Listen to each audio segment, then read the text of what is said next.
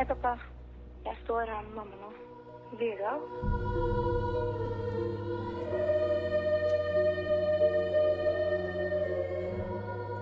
Ingrid og jeg, vi har snakket litt om julen. At det hadde vært hyggelig hvis vi feiret jul sammen alle tre. Elise, hvor skal du? Hvor skal du nå?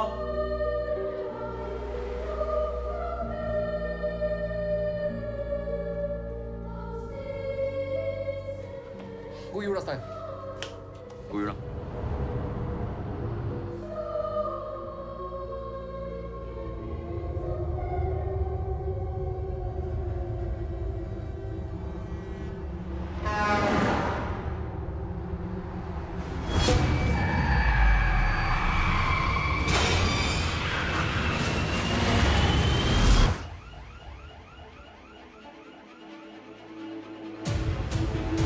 Stank bil og kjørt i fjellveggen og sperret trafikken.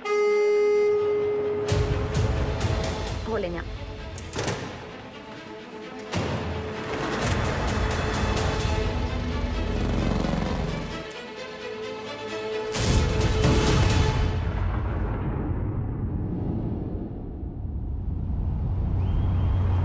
Å, Gud.